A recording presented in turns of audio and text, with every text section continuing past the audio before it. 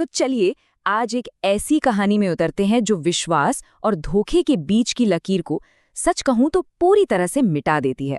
ये कहानी है रणधीर की, जो एक तूफानी रात में एक ऐसे सच का सामना करता है जो शायद उसे हमेशा के लिए बदल देगा। तो कल्पना कीजिए, एक घना अंधेरा जंगल, रात तूफानी है और रणधीर नाम का एक व्यापारी अपनी बैलगाड़ी में अकेला है और डर से कांप रहा है। माहौल एकदम खौफनाक है। और ठीक तभी जब उसे लगता है कि अब कोई उम्मीद नहीं बची, उसे एक आवाज सुनाई देती है, एक मंदिर की घंटी की आवाज। किसी भी तरह की पनाह की उम्मीद में वो उस आवाज के पीछे पीछे चलता है और एक पुराने, लगभग खंडहर हो चुके मंदिर तक पहुंच जाता है। अब यहाँ बात थोड़ी अजीब हो जाती है। बाहर से वो मंदिर भले ही एक खंडहर जैसा दिख रहा था, लेकिन अंदर का नज़ारा बिल्कुल अलग था।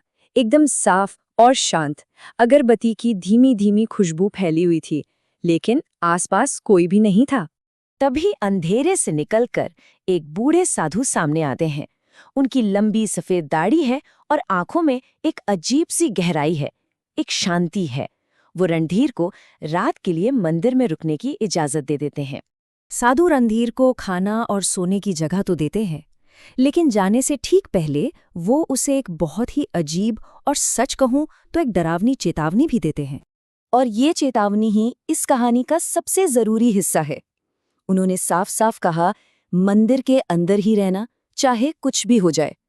आधी रात के बाद तुम्हें कई आवाजें बुलाएंगी, कोई रोएगा, कोई मदद मांगेगा, हो सकता है कोई तुम्हारा नाम भी पुकारे, पर किसी भी हालत में बाहर एक कदम भी मत रखना। और हुआ भी बिल्कुल वैसा ही।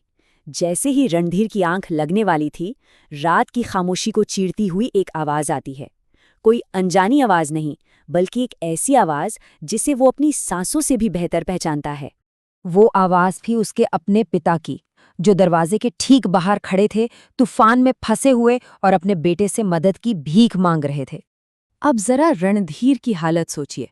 एक तरफ उसके पिता का प्यार, उनकी तकलीफ भरी आवाज उसे बाहर खींच रही है, और दूसरी तरफ साधु की वो रहस्यमयी चेतावनी कि हर आवाज इंसान की नहीं होती। और जाहिर है, एक बेटे का दिल है। वो अपने पिता की दर्द भरी आवाज सुनकर सब कुछ भूल जाता है। साधु की चेतावनी, अपना डर, सब कुछ। उसे बस किसी भी तरह अपने पिता को बचाना है और वो दरवाजे की तरफ दौड़ पड़ता है। लेकिन जैसे ही वो दरवाजे को खोलने के लिए हाथ बढ़ाता है, साधु अचानक वहां आ जाते हैं और मजबूती से उसका हाथ पकड़कर उसे पीछे खींच लेते हैं। साधु जोर जोर से मंत्र पढ़ना शुरू कर देते हैं, और पता है क्या होता है? बाहर से आ रही वो प्यार भरी, जानी पहचानी आवाज एक भयानक, दिल दहला देने वाली चीख में बदल जाती है और फिर तूफान में गायब हो जाती है। रात तो जैसे तैसे गुजर गई, लेकिन अगली सुबह जब तूफान शांत हुआ तो धोखे के पीछे का पूरा सच सामने आ गया।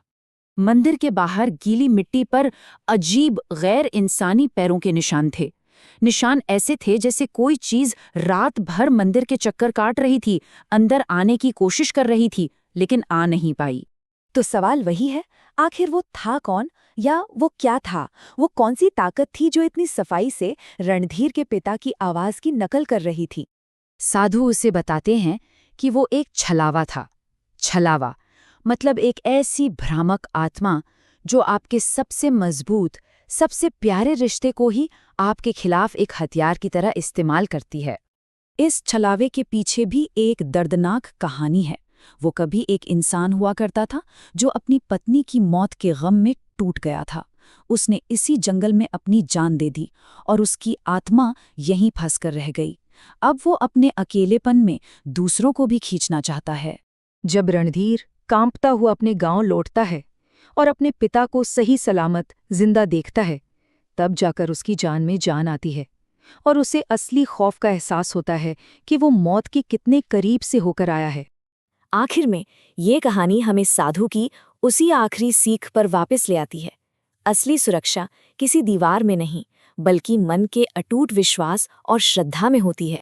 ये कहानी जाते जाते एक सवाल छोड़ जाती है, हमारे जीवन में वो कौन सा एक ऐसा भावनात्मक रिश्ता है, वो कौन सी एक कमजोरी है जिसे कोई छलावा हमारे ही खिलाफ इस्तेमाल कर सकता है?